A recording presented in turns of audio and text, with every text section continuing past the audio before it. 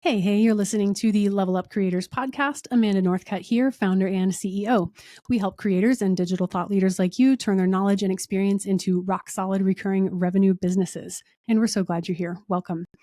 Today, my special guest is serial founder, fractional CMO, and AI enthusiast, Dan Cumberland.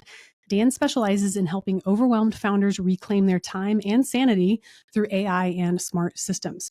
A former minister turned serial entrepreneur, he's launched 3 SaaS companies with 2 successful exits, very impressive.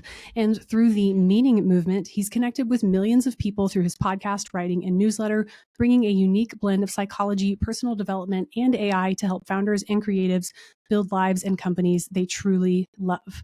And very importantly, Dan is a father of 3, an avid trail runner, CrossFitter, and traveler, and is joining us today from beautiful Merida, Mexico. Welcome, Dan. Thank you so much, Amanda. I am just stoked to be here. Thanks for having me. Yeah, it feels like the conversation is a long time coming, which is ironic because you and I have not known each other for very long at all, but we were introduced a couple of months ago or so by a mutual friend and quickly realized via LinkedIn that we have about a dozen mutual friends, and not just like internet friends, but in real life friends. And so this totally weirded me out because I've never been introduced to someone in all my 40 years who, someone, at least one person who has been instrumental in my life in every stage, beginning in childhood. So I truly can't believe our paths had not crossed much sooner, but I'm super grateful they did. Shout out to Tony DiLorenzo. Yeah, for introducing us. Yeah, I promise that I have not been stalking you your whole life. It's just... That's just happens that we know a lot of really fantastic people. That's very true. So that was just so fun and fascinating to connect with you and talk about all those people from the past. And yeah, I'm interested to see if we get into that in our conversation at all today. But I'm going to throw everybody for a loop here. And we're going to start by talking about traveling with young kiddos. Oh my gosh. Yeah, I know, right? You and I share a love of slow travel with the family. And my understanding is that you're in the process of doing what my family and I did about 8 years ago, which is travel around and live places temporarily to see if we actually want to move there. So, yeah, Dan, how did y'all end up in Merida? Yeah, oh boy, how far back did we go? I'll try to give you the fast version. So a family of 5. We're in Merida, Mexico for the 2024-2025 school year. The impetus of this, we love travel, like you said. We've flirted with extended travel in like 4-week stints. We go to San Francisco, do a house trip with some friends in San Francisco every summer for 3 to 5 weeks, depending on the summer. We spent a good chunk of COVID in Baja, and have always wanted to spend longer time outside of the States, but it just hasn't ever made sense for everyone in the fam.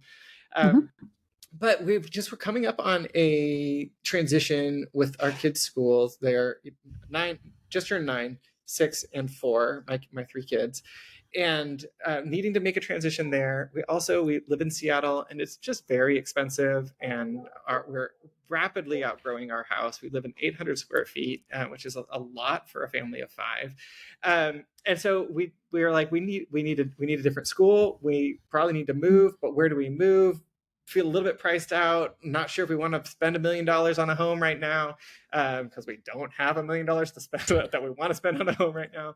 And all of that combined with we've run the gamut with education, and my oldest has been in school, homeschooled, hybrid homeschooled, online.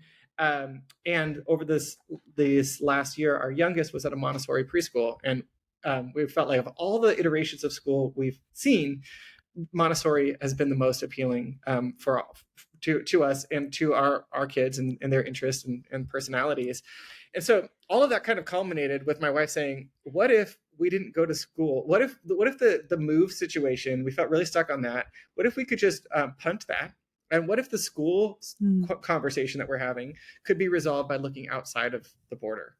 And so, being an AI enthusiast, I my wife and I brainstormed. Mostly she brainstormed all of the places that sound interesting. And we had like 50 cities, which is a lot of cities to research, but we had a handful of questions we wanted to answer about those cities, which is, do they have a Montessori, Waldorf, outdoor, alternative education school there? That, starting with that. And then also things about the cities, like we're familiar with Merida, where we ended up, but a lot of the other cities, Valencia, Spain, other places that like were interesting to us, but we didn't know that much about. So like, are there mountains there? Is the city walkable and bikeable? Is it like, how far is it from water? Some of those kinds of questions. And we made this list of all these cities, and then I designed an AI agent that researched all of these cities and answered all of these questions for us, put it all into a big, beautiful spreadsheet, and it shortlisted us down to like 5 or 6.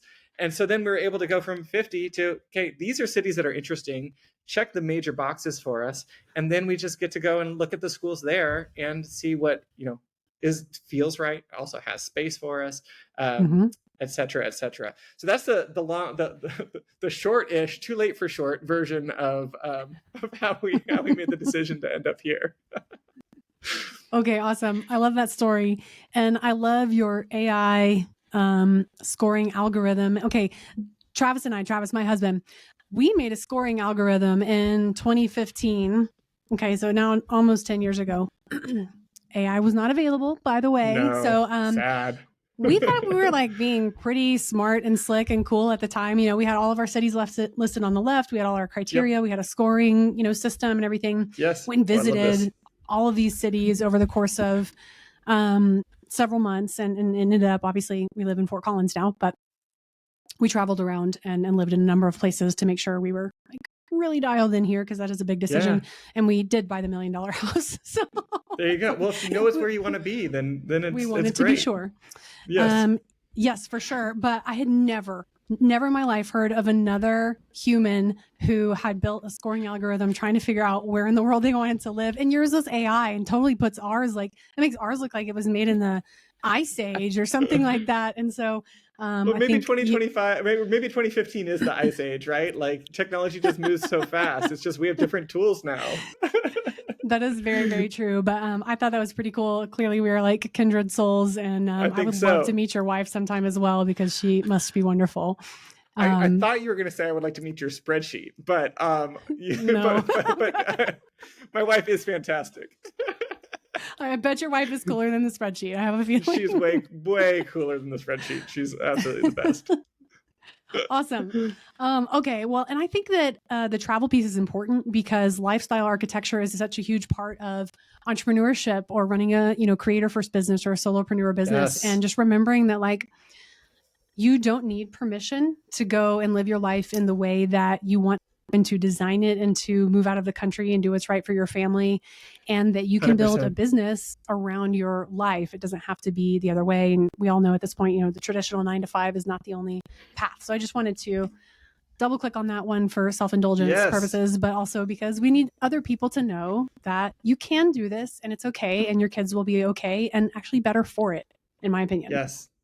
My kids are meeting so many just really fun friends from from all over Mexico that have moved here. Like a lot of the people have moved here for the school. And so they have friends from Monterrey and Mexico City. And it is incredible. But I think like about the lifestyle thing, like I think it's easy for people to listen. I'm trying to imagine what it would be like for me to listen to us having this conversation and not know the ins and outs of my life. And I think it's really easy to idealize it and say, oh, wow, well, Dan's such a successful entrepreneur and blah, blah, blah.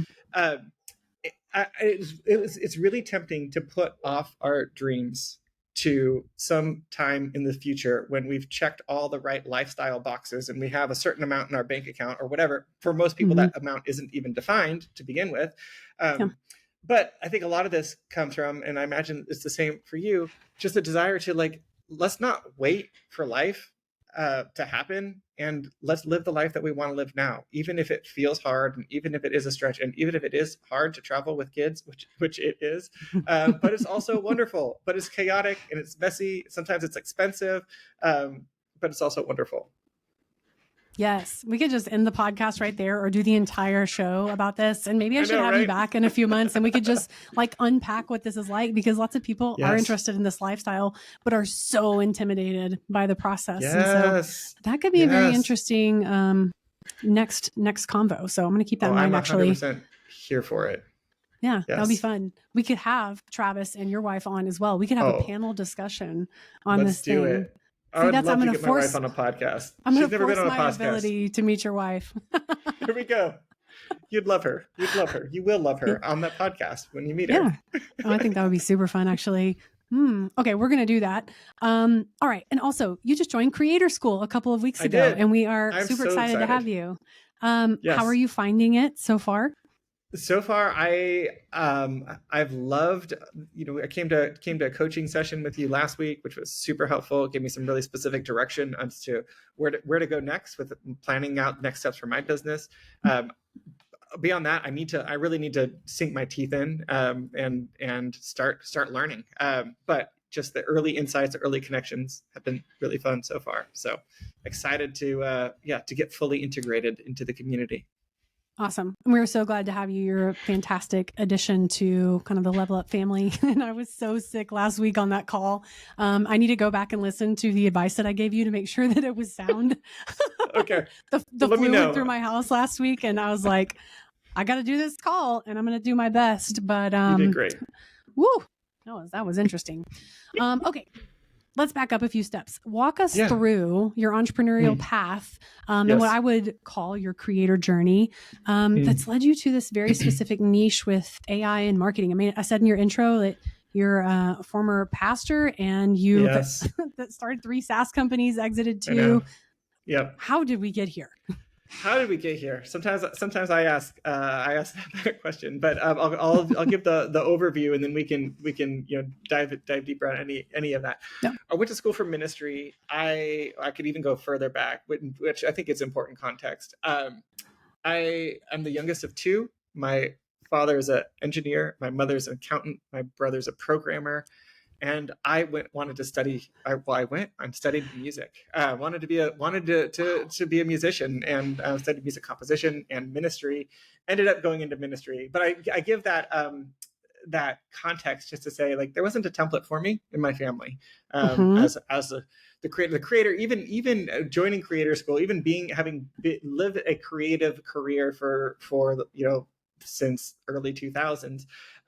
I still have a hard time really even viewing myself that way, and I think that's just because of that, of the family of origin of that context. But ministry was really hard for me. It wasn't a good fit. I really struggled in that role to fit into the mold, and was there for 5 years. But during those 5 years, I had many dark nights of the soul, questioned everything about who I was and what my purpose was and why I was here, who God was, why we're doing any of this. And along the way, as I was having this, very much an existential crisis, was finding a lot of joy and connection with our students, built an incredible student community. And some of our students are still close friends to this day. But followed that thread of helping these students figure out what to do with their lives was like where the juice was for me. And I wanted more of that. So I went to grad school, studied psychology and theology. In one part, that's the only thread I had to follow. And others is a really great excuse to leave ministry. And in that program, found, I think, some permission that I just like starting things. I like trying things. I like learning things. I like making it up as I go. And that's where I'm best. And so after grad school, started the Meaning Movement as a platform to help people with these big questions of how do we navigate these unknown transition spaces and answering the questions about what we want to do. As well as a photography company, and it was just trying to figure out how to make stuff happen. Was very influenced at that time. This was 2012 by Michael Hyatt and Platform, and like kind of the creator space was especially kind of led with blogs at that point, and tried to follow that model, and did had an online course that did decently well, but then somewhere along the way, I was did an internship or an externship, you could call it, partnership with a SEO company, just trying to learn. Learning is a theme in my life. I love to learn. Learning SEO, launching some projects, and they pivoted to start acquiring software companies and other digital assets. As they asked me to come alongside them, work with them, run this company while they held it. The plan was to hold it for 18 months and then flip it. And so I jumped into the deep end of software in the mid 2010s. And I saw it as just an opportunity to learn, opportunity to come along a team that was doing some really cool stuff, and just see where the journey took me. And did really well. Grew that team from a team of 6 to a team of 25. I was the CEO. Got it through a successful exit, and then wanted to take that idea of building software and launching things. We were in a market that required us to launch a new product, basically once a quarter, and so it was exhausting in that regard. We're building software very fast, but got really good at that, and building MVPs and all of that, running really tight sprints. I wanted to take that idea and run with it. So I, with two business partners, started a venture studio, meaning we had a core group of really 12 if you count all the contractors, but it's a pretty small group. And we were building software, launching in the marketplace with the idea of, let's see what sticks, what works, and let's double down on those, and let's kill off the ones that don't. And did that for a couple of years before we wrapped it up about 2 years ago. And at that point, transitioned into consulting, and that's when AI was starting to become available in the ways that we know it today. ChatGPT kind of leading the way, and started using AI at a high level because I'm a technologist, because I love learning things, as an early adapter. And I compare now what I'm doing for my CMO clients to what I was doing with the software company and the venture studio. And I'm able to cover so much more ground, so much more efficiently, and get so much more done because I'm able to leverage AI at such a high level compared to where I was just a few years ago, which is why I'm so excited to help others do the same. So that's the long version. I tried to make it short. I didn't succeed, but that's how I got from ministry to where I am today. Amazing. So you are of the insatiably curious variety, big time. Yeah, 100%. That's awesome. Yeah, it's kind of an addiction thing sometimes. I think the problem is, well, I have ADHD. If you didn't figure that out from my story, but like, I think some of that is that, like, I don't think that there's anything that I can't learn, and I think that's both biggest, one of my superpowers and greatest weaknesses, right? Like, so of course, like, I could try that, I can do that, and then sometimes I get into it and end up, hating my life because it's so hard or whatever. But it all kind of stems from that, I don't know, false sense of self. I'm not sure. Let's call it a growth mindset and go from there. There we go. That's a much more positive way to spin it. Thank you, Amanda. Yeah. So no, I appreciate that. And I appreciate the confidence as well, as long as you're like increasing your competence along the way and you're testing what you're learning. Like, I mean, that's like our formula here for confidence and combating imposter syndrome is like, learn and do, and you will become confident and proficient. Okay. Well, and I think that's also like why I wanted to join your Level Up School, Creator School, because I know that, like, my bias is to do a little bit of this and learn a bunch of stuff, and do a little bit of that and learn a bunch of stuff, and be a little bit all over the place sometimes. It's like I need you and the team to help keep me on the path. And so that's part of why I made the decision to join. Cool. Yeah. Accountability is a big piece of it. It's like, what is the next right thing to do given my, specific circumstances, and like the environment that we've created is for one-on-one coaching in a small group environment. So, great. That's good to know. The accountability piece. I will file that away. That's great. Yes. What is the most random subject you have endeavored to master? Oh man, that's a great question. Yeah, I mean, the first thing that came to mind is dog training. When we had a dog, I was like, okay, I'm gonna be a dog trainer, and she was incredibly well behaved and trained, and she was fantastic. that's the first one that jumps to mind. The other things that like they end up being kind of revolving around a theme. And over the last 9 years, so 9 years ago, I ended up in the hospital. This crazy thing happened, emergency surgery. It was really traumatic, and went into surgery not knowing what was going to happen when I woke up. They were going to take out possibly remove a good portion of my intestines, if not, like one of the last words I heard the doctor say was bowel death. And came out of that. Thankfully, they did take my intestines out and rearrange them and put them in, but didn't lose any. And have an 8-inch scar across my abdomen, and it took a long time to recover from that. My son was born a month later after that incident. And I, since then, have just had this, once I was able to build a little bit of ab strength, hold myself up again, I've just had this insatiable desire to like just use my body, and fitness has been a quest over those 9 years, just to see what my body can do. As you read in my intro, running, CrossFit. I just love it. I love learning so much about it, and so that's it has taken a couple different manifestations related to in the fitness realm. But that's the other another direction that my curiosity has taken me. Holy moly. Yeah. I'm glad that they were able to put everything back in, close you up, and that you woke up 100%. afterwards. And your 8-month pregnant wife with your first child is probably also very relieved by that. Yeah. What timing, man? When it rains, it pours. Not the baby moon we had that we had in mind. A hospital stay. No. Yes. Wow. Thanks for sharing that. That is incredible. I hope it's not too much. If it's too much, you ever just say, it's too much, Dan.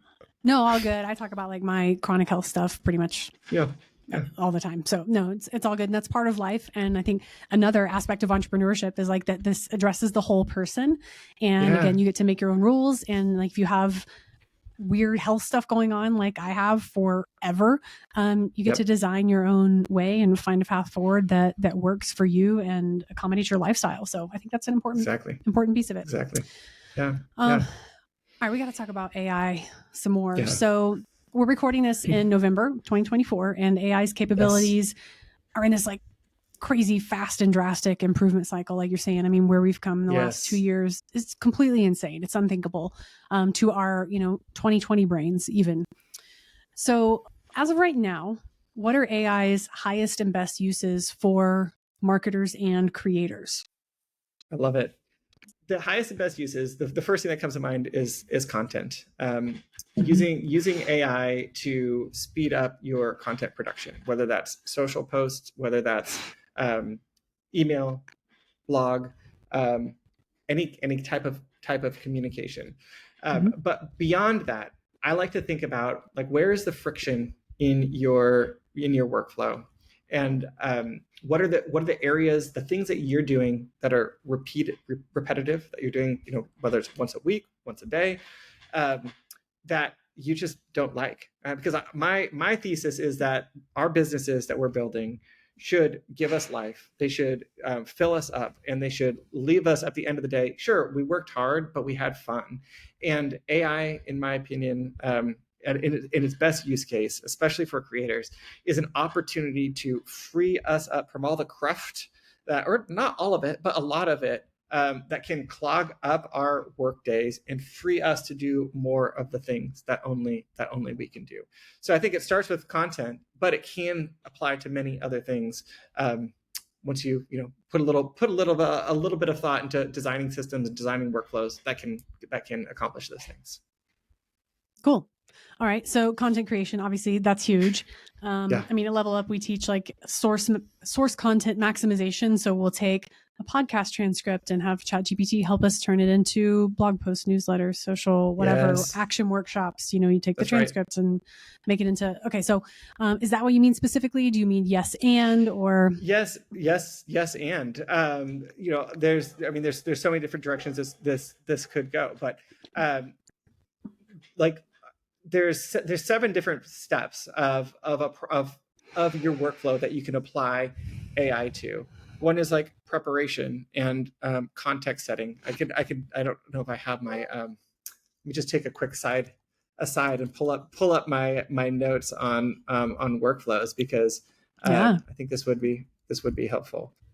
So yeah, so the first step is framing. So when you're tackling a new project, just using AI to answer the questions of what is it that you're creating, what does it look like, and giving you examples, thinking of like the pain that we can sometimes feel as creators staring at a blinking cursor. We don't have to do that anymore, because we can use AI to prime the pump and help frame up, give us a canvas to create on, to put some constraints on what we're creating. We can use AI in the brainstorming process, which is the next step of the these aren't necessarily sequential. People work in different ways, but leveraging AI for ideation, for enhancing divergent thinking, for taking something that you're already developing and then infusing different thoughts into it.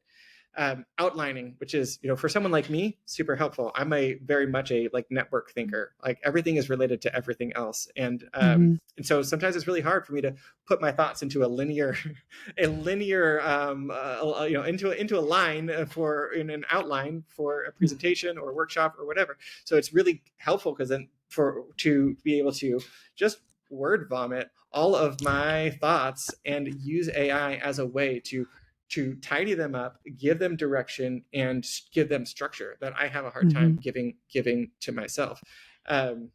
For research, you can use AI. There's some specific AI research tools. You can use ChatGPT, Claude, Gemini for research, but there are better ones like Perplexity or the GigaBrain that cite their source material. The reason for that, a lot of people know this, but AI can sometimes make stuff up. So you want to make sure that your model is grounded and not hallucinating, is the technical term for that. Drafting content, that's often where people start, is just thinking about okay, AI, make this thing for me, which it can absolutely do. But the way that I like to teach people to do that is it's an iterative process. AI isn't your employee or your writer. It's your collaborator. It's your co-thinker. It's your writing pal or co-pilot to help you develop your ideas and make them better. And then editing and refinement, and then publishing, completion, and repurposing, as we've already mentioned. So those are 7 areas that you can apply to whatever it is that you're creating. Cool. That's a great framework. Good framing on your framing plus 6 other things. Okay. That's awesome. That's a great way to think about it. And it's helpful that you dropped a couple AI models as well to use. So what are your favorites right now? I'm hearing a lot about Claude.ai. We use ChatGPT right now, but what's the best right now? Claude is for sure my favorite. Though I use different models for different things. I use ChatGPT a lot for anything that's code related. Claude can do this as well, but coding related. Often if I'm writing scripts, the other day I was wanting to train an AI on some specific parts of a client's website. So I wrote a Python script to scrape all of that content so that then I could feed it to AI. I am not a developer. I'm technically proficient enough to get into the code and break some things. But just talking with ChatGPT, was able to execute on that and write a script, download all that content, and then train up the model. ChatGPT's voice conversation mode is amazing and so realistic. I often use that just to get clear on my thoughts, as I've already talked about. linear thinking and structure is not my strong suit.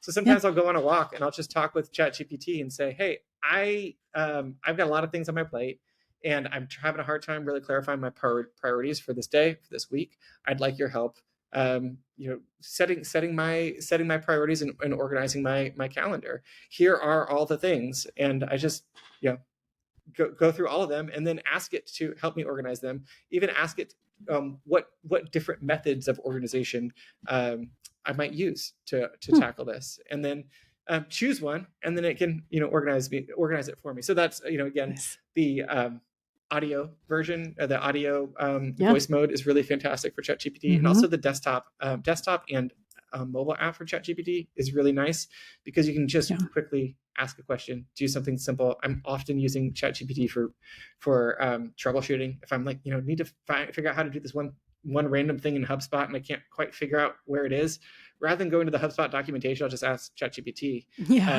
And often it gives you the right answer.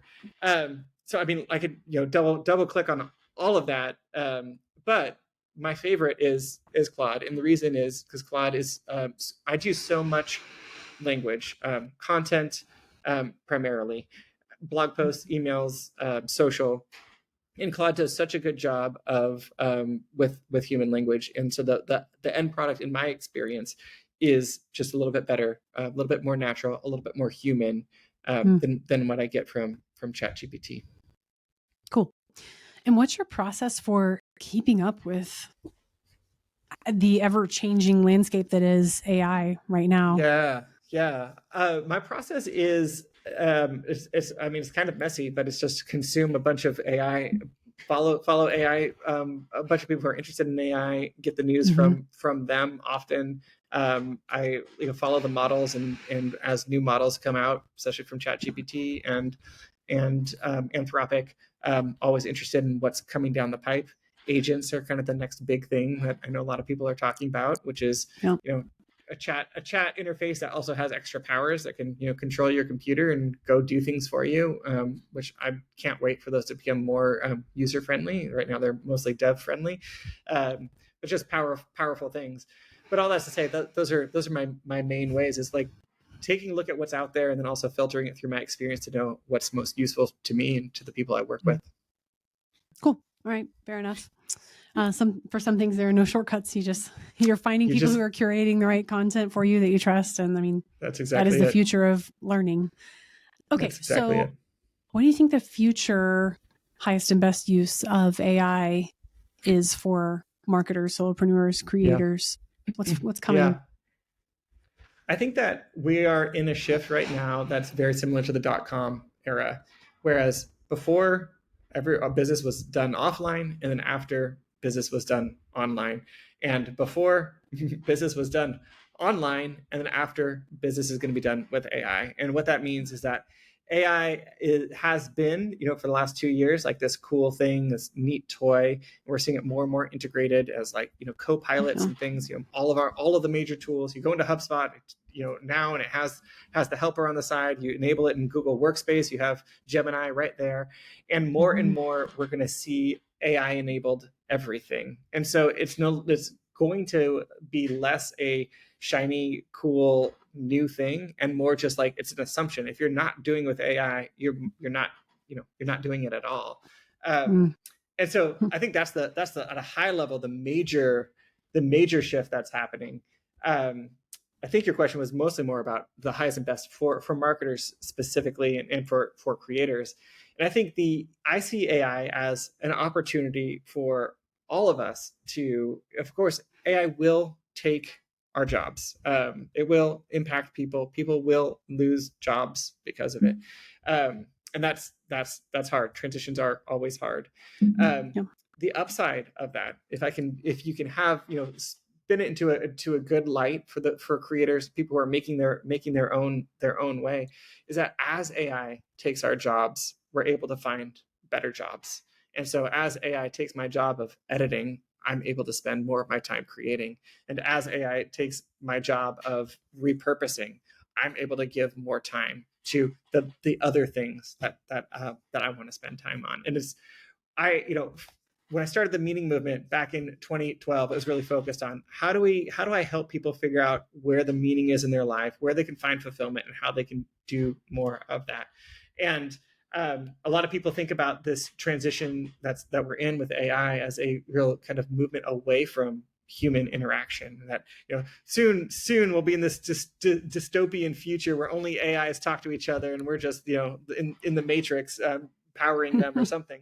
And the AI the transition isn't only going to be good, but I think that the good that comes from it is the opportunity to move back towards the work that matters most to us and do more of that. And I see that as that AI is moving us to allowing us to be more human, to spend more of our time and energy on the things that make us come alive, that make us unique, that speak to us and speak to each other. And so when I think about marketers, I think about creators, and I think about AI, beyond just tactical things, when I paint in broad strokes, that's what I'm excited about, and I hope that everyone can see it that way and really embrace that an AI first mentality is going to be the way to get to that future. Yeah, I mean, and this is not optional, right? Like you're already behind if you're not using, AI to enhance your workflows and to become more efficient and to stop doing things that humans no longer need to do. Like we have computers to do that.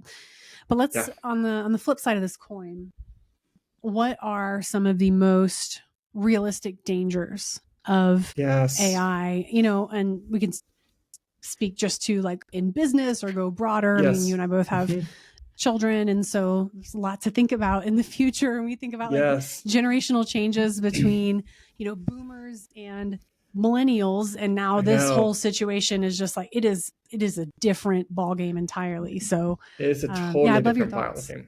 I'd love your thoughts on this as well, but I'll give mine. But I know you have things to say on this, especially as the parent piece. It's super interesting. The thing that worries me when I think about my kids and I think about AI is just how easy it makes everything. And like there's in the news, you'll see the AI tools that high schoolers are using to write their essays and all of these things. I have a friend who's a high school teacher, and I was talking to him about this, and I was like, how do you keep them from doing that, like from using AI? He's like, well, you make them write in pencil. Which I thought was like, oh, I hadn't even crossed my mind that was an option. But even then, they could just be transposing it. Right. But like there is like this dependency that I think could arise from a tool that's as powerful as this, that then could remove some of our capabilities, our survival. Like I don't know. You think about like fast forward 50 years, and you take a kid out of that reality and drop them into the middle of the woods. Would they even know what to do with themselves? I don't know. I don't really think that's where it's going. But if I put on a doom and gloom lens, that is concerning. But I'm curious about like tell me what your thoughts are. Yeah. I mean, the first thing I thought of, honestly, when you're talking about this concept of an AI agent and being able to like remote into someone's computer, my first thought, which I'm glad for, I guess, was how revolutionary for elderly people who are trying to use their computers and can't fix it and like can't explain what's going on and are frustrated and flustered. And then I was like, and elder fraud also. I mean, like that's such 100%. massive problem 100%. Already. I'm like, oh no. Somebody's going to fall for fraud, that. Phishing, all of that. It gets scary. It gets real scary. That's one thing that I don't like about Claude is that sometimes I'll ask Claude the other day I needed some Google Ads data just to try. I was building a Google Ads profitability analyzer for a client, and I just needed some data, and I didn't want to take the time to go and so I just asked it to make me some example data, and it wouldn't do it because it was basically saying, I won't make fraudulent data for you. ChatGPT did. So I just went over there and went to the other guys. But I see that as like, I see that they're trying to put in some boundaries. But if you're technical enough and if you're smart enough, there's always a way to jailbreak it. Yeah. And so it's just, raising our kids so that they're using their power and leverage and access for good, and still knowing how to communicate with other humans, how to solve problems, how to think critically, how to harness creativity. And but it's very interesting to sort of shapeshift as technology moves, and like how do we parent effectively? What still matters? What is going to matter long term going forward? 100%. Yeah, I mean, there are infinite opportunities for terrible terrible behaviors. I mean, all the like video deep fakes and audio deep fakes and everything. That's scary. Yeah. That's scary. It is scary. Especially for people who are vulnerable and believe what they see on the internet, no matter what. Yeah. Yes. Well, and I think that is like, I do worry about like, so my oldest, my son is 9. He loves video games.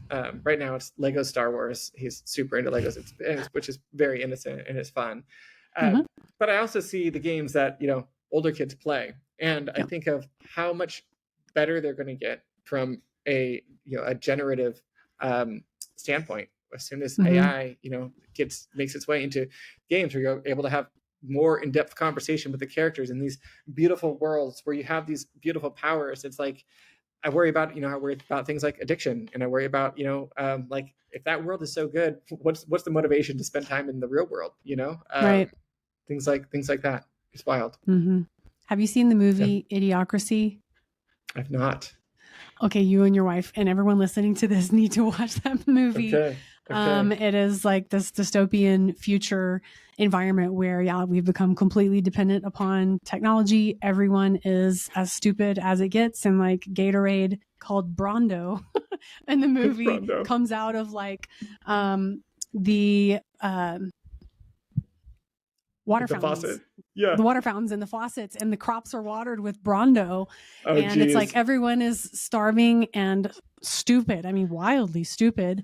And it's super funny. But also it's a little bit terrifying as well. But it's a fun weekend watch. So, go for it. I love it. All right. Well, you mentioned one-on-one work, this thing you're building for a client. I know of, another one of your clients you built something cool for. Seems like you're kind of doing all sorts of stuff, but what is it like to work with you one-on-one, and what types of projects are you doing? Totally. Yeah. So my one-on-one work starts with, I come alongside business owners, and I basically just figure out where in their business can we apply AI to get the biggest ROI for their business. Often I measure that. I talk about that in terms of time. It doesn't have to be time. It could be, could be value, could be anything else. And so that engagement usually starts with an audit of their business, try to understand what their processes are. I've done a lot. I've seen a lot. I've run a lot of companies. And so I've got a pretty wide breadth of experience, and that, overlay that with my experience with AI. And I'm able to much more quickly see the application of the tool to their business than a lot of people. I think of AI as I parallel it to like it's like a wood shop with all the tools, and you could build literally anything with it. But if you don't know how to apply, the wood to those tools, it's not going to do you any good. You're not going to be able to build if you don't know how to use a joiner, if you don't know how to use a planer. Those tools are meaningless to you. And so what I offer is, I have the woodworking skills, to use that metaphor still. That I can say, okay, if we get you a joiner and a planer, you're going to be able to get a lot of value out of this thing. So we start with an audit of the business. Then we agree on, where we want to invest time. That usually looks like, I'd say, here's some things we can do. This is what the result would be. Maybe give them a couple different proposals, and then we build something. Some of the things that I've built are content repurposing tool that takes podcasts and makes them into TikToks. For our mutual friend Dustin, built Dustin AI, which is he's a coach, and took his hundreds of hours of his coaching material and made a technical term is a RAG, retrieval augmented generation, but is an AI trained up on his framework, so that people who are part of his community can ask questions of the AI instead of him. I've built email automations, took one client's inbox from 17,000 emails to 0 in an hour, and gave her the processes and tools to keep it there. I built client onboarding processes to basically take all the information that an agency needs to serve their clients, and make it accessible. I've built tools to help people write. That's one of the things I'm most excited about right now is training tools to write and to brainstorm and collaborate on the writing process with you and for you in your own voice, using your styles, using who you are and all of that kind of, giving all the context and all the data on you. Ad profitability, analyzers, marketing workbenches, lead qualification systems, and on and on. So that's like a high ticket engagement, very much like high touch, very much involved. My hands on. I do have a automation engineer I also work with as well to help with some of the building parts of it. And then I'm also developing a cohort model, which is more of a done with you education model, where I'll be educating, teaching, and then basically problem solving and brainstorming and designing alongside owners. So that's coming out in the new year. That's cool. I'm so excited for that. And what an interesting business model. It seems like a great opportunity to get like follow-on business from each of your clients, because you have so much context for the goings on of their day-to-day operations. Like, and next we'll do this, and then we'll do this, and we'll do this. So I think after we do this, we'll do another. Exactly. And as long as they're seeing the value, right? As long as I'm delivering on the promise and I have a really solid guarantee that if they don't get 10 hours back from their week or an equivalent amount of value, then I'll keep working with them till they do. So if we just keep doing that on repeat, then I can't say I'm going to free up all of their time, because they should, then go find a new job, right? A higher and better job. But I can continue to help them be more leveraged in the things that they do. Nice. I love that. All right. Well, if our listeners can only remember one thing from this episode, what should it be? Oh, man. The one thing that I come back to is that you have something to say. And one, you should find a way to say it. And two, when it comes to AI, and it comes to this conversation, find a way to use AI to help you say it better, easier, and more clearly. Nice. Perfect. Well, thank you so much for joining me today, Dan. This was a wonderful part one of our conversation. Again, we'll be hosting a panel discussion on family travel in the new year. I love it. I have a little freebie I'd like to give to the audience. Could we do that? Yeah. I was about to say, if you have a parting shot and like where we can find you online, we'll link up anything you want in the show notes for sure. So I have this, as I said, this whole audit process that I go through, and I just wanted to make that available to people. If, obviously it's not going to be as in depth as if I was doing it for you, but at least get you started in thinking about AI and your business. And so would love to offer that. I just got the domain. This is brand new. It hasn't been linked up yet, but by the time this goes live, it will be, which is aiflowaudit.com. aiflowaudit.com. And would love for you to have that. And if there's, beyond that, I guess as far as if people want to connect and follow me in the interwebs, you can find me at themeaningmovement.com or on LinkedIn. I write 3 times a week there. Cool. Well, we will link all that up in the show notes. And again, Dan, it was such a pleasure having this conversation for you. And thank you again to Tony for introducing us. And I'm so excited for our paths to continue to cross into the future. Yes. And I can't wait for part 2. Let's do it. I know. Thank you so much, Amanda. Yeah. And thank you, listeners. Yeah, we know that your time is so precious. We are so appreciative that you would spend a little bit of time with us. We help creators like you and Dan at levelupcreatorschool.com, where our team becomes your full stack team of advisors and also includes no fluff creator courses, a vibrant creator community, and more, all on a subscription basis. See the show notes for more information and a suite of high value free resources from both Level Up Creators and Dan Cumberland. We'll see you next time on the Level Up Creators podcast.